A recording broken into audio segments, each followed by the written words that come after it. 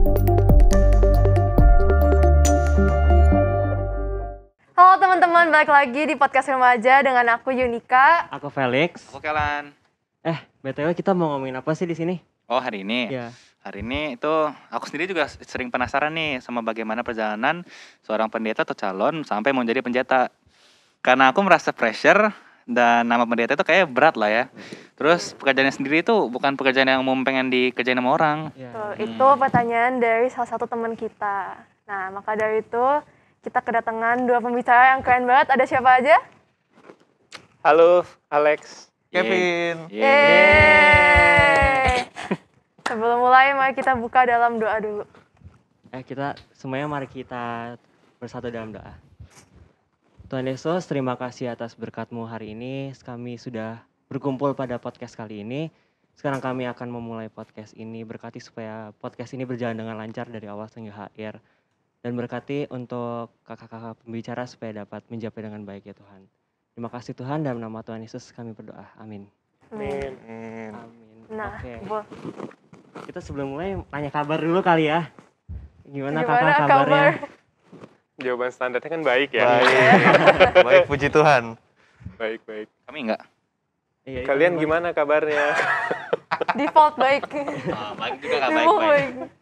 Nah, berhubungan dengan pertanyaan, bisa langsung jawab saja. Bagaimana? Mau dibaca lagi?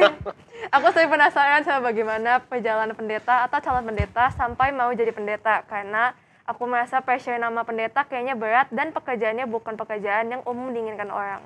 Ya, silahkan Kevin. Oh gitu ya. Iya, kadang kebayang pressure-nya sih kalau aku. Aku juga kebetulan masih menggumuli. Karena nggak gampang ya kayaknya jadi pendeta tuh. Apa? Gede maksudnya suaranya gede. Oh gitu. Ih, ini kenapa gini sih? Sharing aja, deg-degan sharing, banget sharing. Mau ulang. Kok langsung aku iya? ulang deh. Aduh. Ulang, kasihan kakak Kevin. Tiba-tiba begini. Mau ulang. Dari awal banget ya? Ini dari awal lagi ya. Oke. Ini doanya sama aja nggak apa-apa ya? Ya nggak apa-apa. Oke. Mau bapak kami siapa juga tepuk? boleh. Tepuk.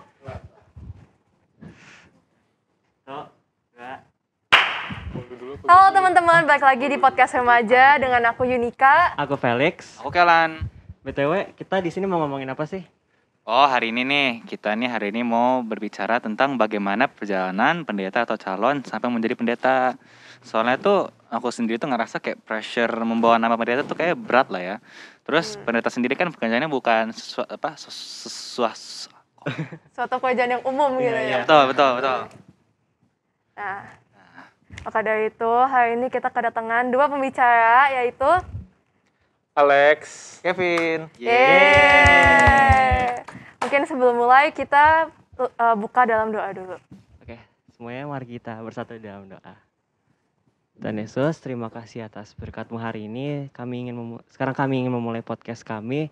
Berkati supaya podcast kali ini bisa berjalan dengan lancar dari awal hingga akhir dan berkati untuk pembicara yang akan menyampaikan jawabannya supaya bisa menjawab dengan baik juga. Terima kasih Tuhan, dalam nama Tuhan Yesus kami berdoa. Amin.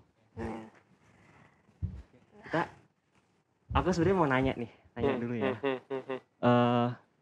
Gimana sih rasanya pas di gereja memimpin di depan banyak jemaat?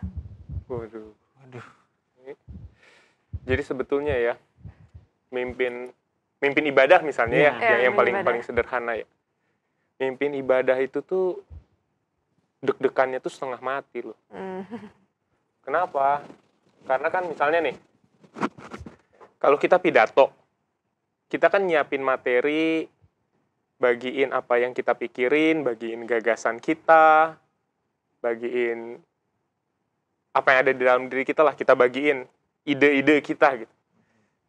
Kita bisa pede tuh, persiapan, teknik komunikasi, materi gitu. Nah, tapi kalau khotbah, itu kan kita nyampein apa yang jadi kehendak Tuhan tuh. Benar-benar. Secara spirit nih ya. Iya. Lah kalau ternyata yang gue sampein apa yang ada di kepala gue doang, Sementara Tuhan di atas sana bilang, Bukan perasaan gue nggak gitu." ngomong gitu dah. Itu tuh kan berat ya. Iya, Iya, iya. Itu kan berat ya, kayak Betul. orang tuh jemaat tuh ngelihatnya ini nih suara Tuhan nih. Yang Hmm. disampaikan ini apa yang jadi kehendak Tuhan nih. Tapi di sisi lain, apa iya yang saya persiapkan Kalau tuh sesuai melenceng dengan yang gitu ya. Tuhan? Iya, kalau melenceng. Dan powernya kan gede buat melencengkan orang gitu. Hmm. Makanya setiap kali mau mimpin ibadah, bahkan renungan gitu, deg-degannya tuh setengah mati. Karena Tuhan nih bener nggak nih? Ini yang Tuhan mau nih. Kalau enggak cilaka nih gua nih gitu kan. Jadi ya kayak begitulah kira-kira perasaannya. Kalau Kak Kevin gimana? Sama, aku juga bahkan dari persiapan pun udah deg-degan. Karena itu, aku khawatirnya jangan-jangan yang keluar nanti itu apa yang ada dari pikiranku gitu. Firman Kevin bukan Firman Iya. Kevin kan bahaya, abis baca buku terus tiba-tiba mengaitkan apa yang kita pikirin ke firman, kan harusnya sebaliknya. Itu yang bikin deg-degan sih. Iya. Oh gitu. Nah, selanjutnya mungkin kayak dari kecil mungkin ya, kayak atau sebelum kuliah teologi gitu, bagaimana perjalanannya sampai bisa berpikir, oh gue mau jadi pendeta, gue mau belajar teologi, gue mau mengetahui lebih dalam gitu. Iya. Siapa dulu? Siapa dulu? Kak Alex tuh 2013 nih. Sebetulnya alasanku tuh sederhana banget. Aku tuh mau jadi pendeta tuh dari TK. Wow. Serius. Keren banget. Jadi pas sekolah nih ya, guru kan nanya nih, biasa kan dulu kan cita-citanya apa, dia mau jadi astronot, presiden gitu ya. Si Alex kecil tuh di belakang, saya mau jadi pendeta. Diketawain, diketawain. Dulu- Walaupun itu sekolah Kristen loh, Oh, sekolah Kristen. sekolah Kristen diketawain. Pertanyaannya kenapa kok kepikiran gitu kan? Alasannya juga sederhana. Dulu tuh gue sekolah minggu. Pulang sekolah minggu kan anak-anak main dong. Iya. Main, lari-larian. Temenku tuh jatuh persis depanku. Satu kelas sekolah minggu. Sama mamanya dimarahin. Bukannya ditolong, dimarahin. Dipukul lagi. Wow. Oh. Kamu nih bandel banget sih gitu. Dari belakangku, pendeta yang barusan khotbah minggu, masih dengan jubahnya yang kayak Batman itu.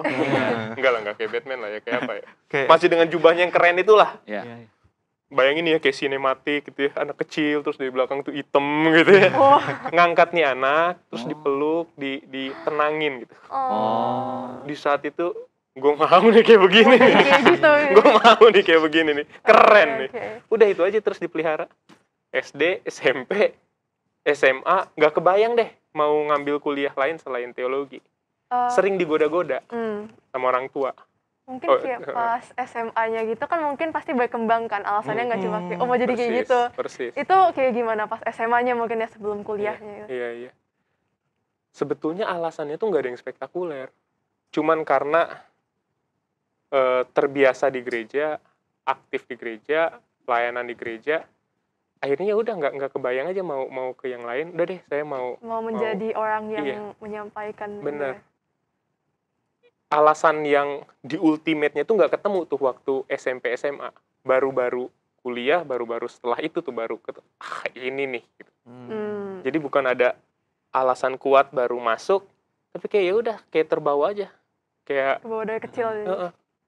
terbiasa ada di lingkungan itu, masuk, dalemin, nggak pernah kepikiran yang lain, masuk teologi, sama sekali kan nggak pernah. nggak pernah. Wow. Jadi pemain basket atau pemancing profesional nggak pernah. Pemancing profesional ya, pengen tuh. Enggak. Iya, walaupun orang tua tuh ngelarang. Papa. Oh. Papa tuh ngelarang. Papa tuh kan dokter. Dia pengen anaknya dokter. Apalagi di keluarga itu tuh walaupun aku anak kedua secara umur, tapi secara laki-laki tuh laki-laki paling tua lah di keluarga. Iya. Pengennya tuh jadi dokter kayak papaku. Ngapain kamu jadi pendeta? Mau ngasih makan apa? Mau ngasih makan firman keluargamu gitu katanya. Lah, daripada papa bisa makan karena orang lain sakit. Jadi anak SMP tuh gitu dulu. Sampai papaku meninggal tuh aku nggak dibolehin jadi pendeta. Karena papaku meninggal, lancar lah jalanku. Agak dark ya, cuman kurang lebih kayak begitulah. Oke. Gitu. Kalau Kak Kevin gimana? Aku juga sama dari kecil mau jadi pendeta. Ada cerita kah kayak tadi? Waduh, Alex? ceritanya juga sama sih, sesederhana itu ya. Kita ngelihat satu sosok yang kayaknya membawa damai gitu, sukacita. Hmm. Kayaknya pengen deh itu jadi kayak dia. Tapi kalau waktu itu ya momennya aku ikut pelayanan.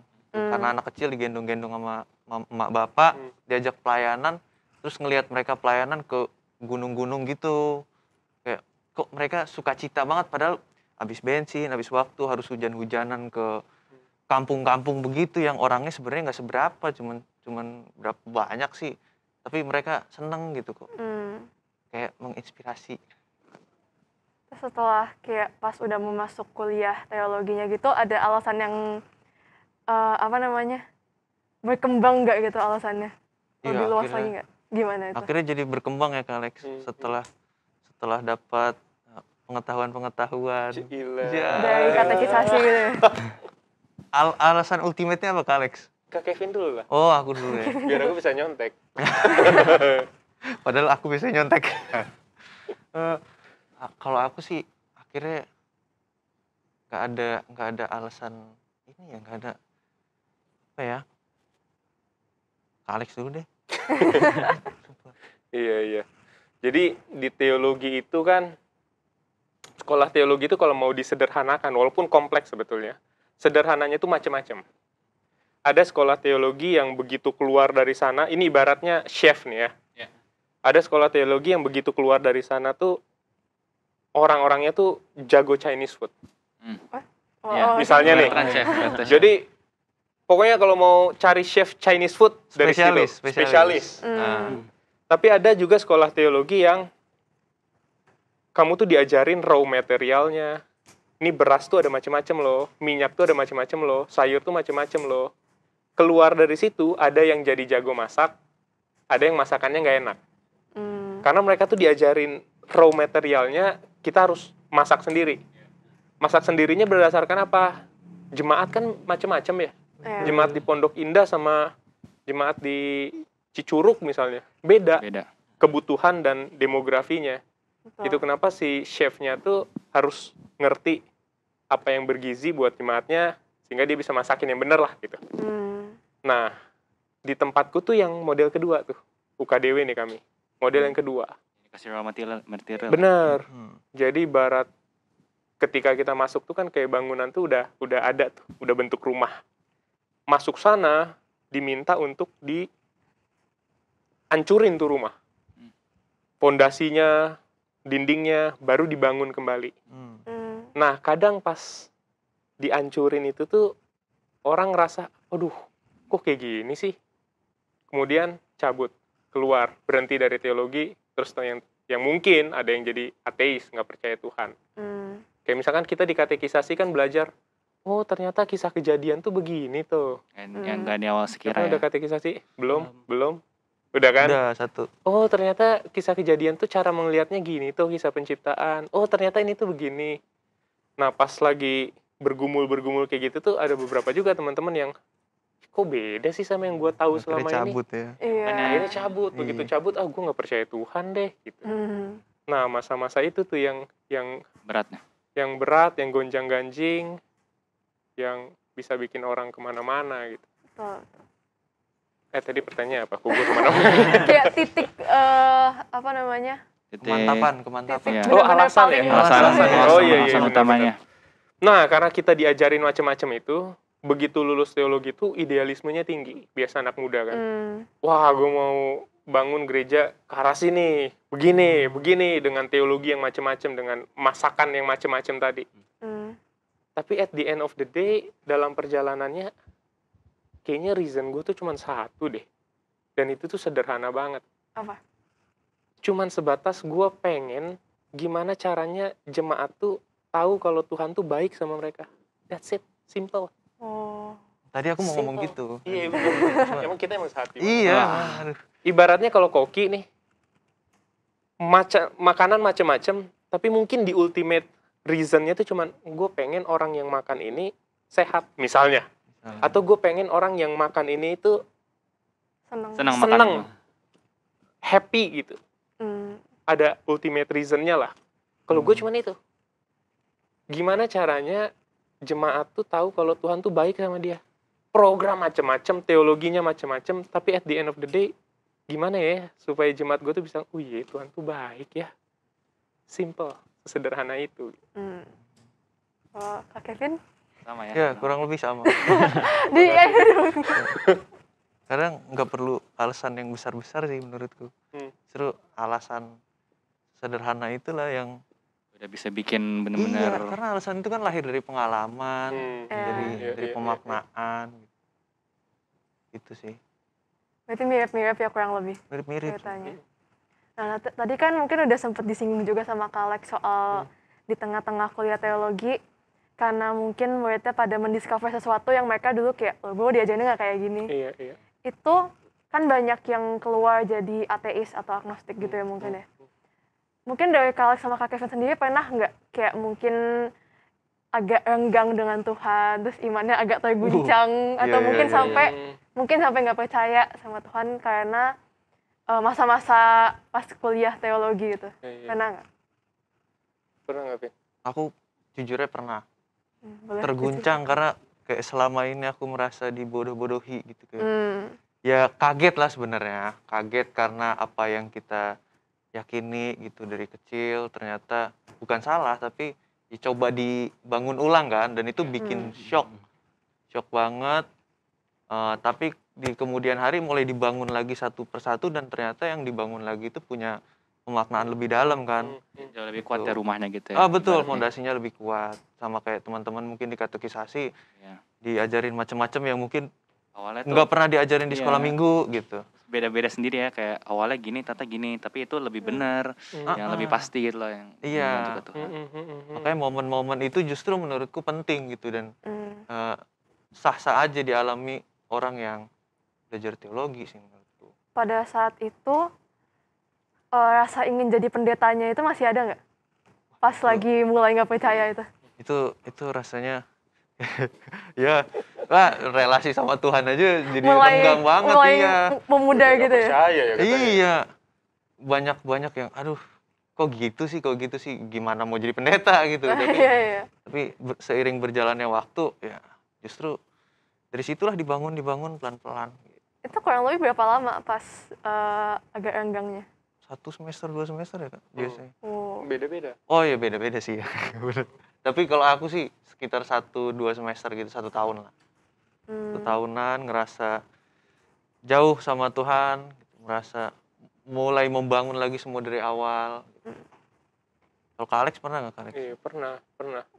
Jadi dulu tuh suka tersinggung sama teman-teman luar negeri yang bilang Alkitab kan tulisan manusia gitu. Terus gue tuh sebagai orang Kristen banget yang mau masuk teologi nih kan. Itulah. Enggak gitu dong gitu kan.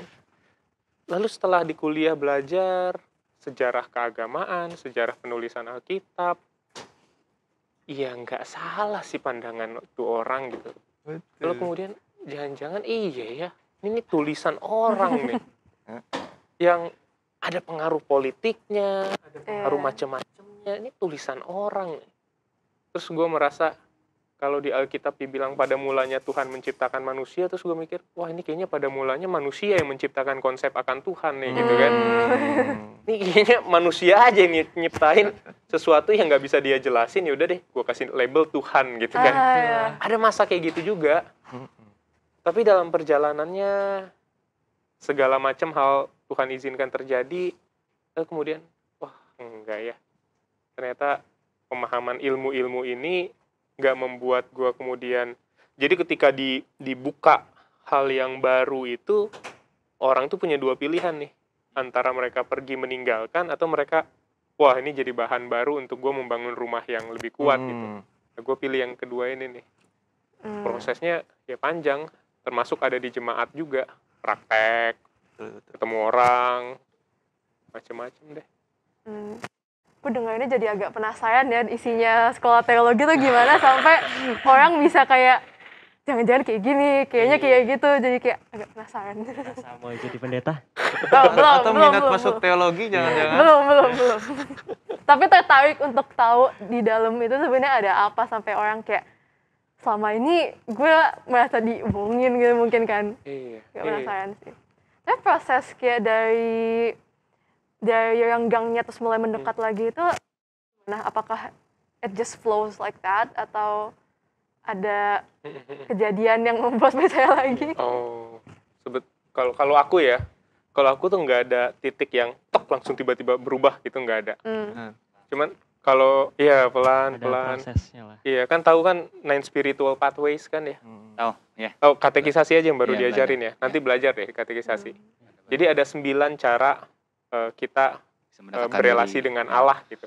Oh, yang ada kayak alam terus. Iya, tiap betul. tiap orang tuh Salah tiap satu. orang tuh beda-beda sendiri. Ada misalnya ada yang ke alam, ada yang lewat baca buku, Betul. atau yang membantu Orang gereja, lain. membantu melayani gitu.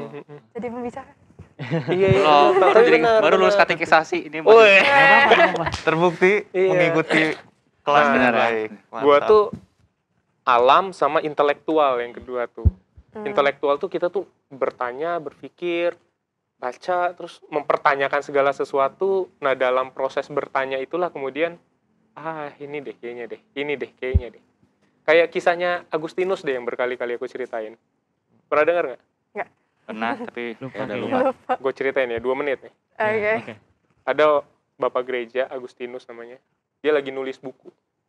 Buku yang ngejelasin, ini Trinitas nih kayak apa sih? 3 orang, 3 pribadi, satu tapi 3, gimana jelasinnya? Dia nulis lah.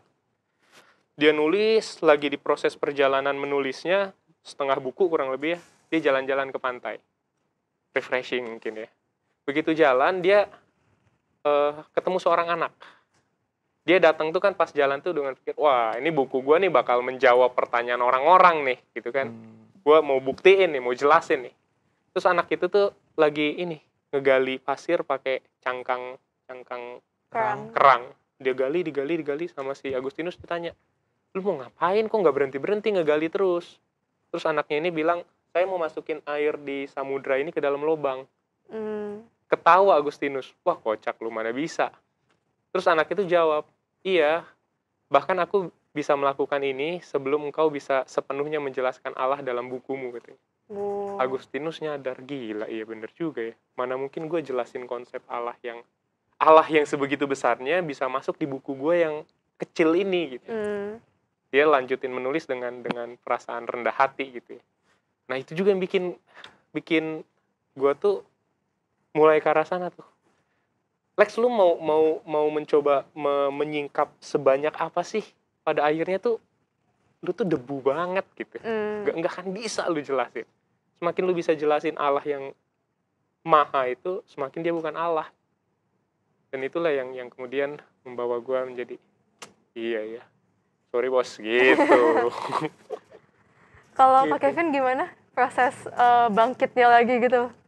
Kalau aku, karena kalau Kak Alex intelektual ya, aku perasa.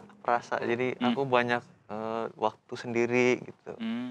Terus waktu lagi hot-hotnya nih, waktu mempertanyakannya, ya jelas pertanyaan yang rasanya nggak bisa dijawab kan, pertanyaan-pertanyaan kayak gitu. Ya udah selama 1 tahun begitu tidak terjawab, tapi ada aja momennya rasanya ada sentuhan-sentuhan yang nggak bisa dijelasin gitu loh, pakai kata-kata. Ada pengalaman-pengalaman yang ya intim gitu, tiba-tiba seolah-olah menjawab pertanyaan-pertanyaan itu gitu. Saat aku bertanya, Tuhan itu ada nggak sih? Tuhan itu Trinitas, gimana sih Tuhan itu?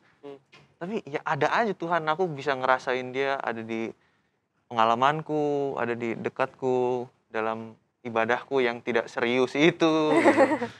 Tapi ada gitu, dan dia nyentuh lubuk hatiku terdalam itu, dan ya udah, akhirnya emang aku belajar memahami kalau emang nggak semua pertanyaan itu bisa dijelasin sama logika. Itu titik baliknya yang bikin aku akhirnya oke, lanjut. Gas terus. Gas terus. Terus.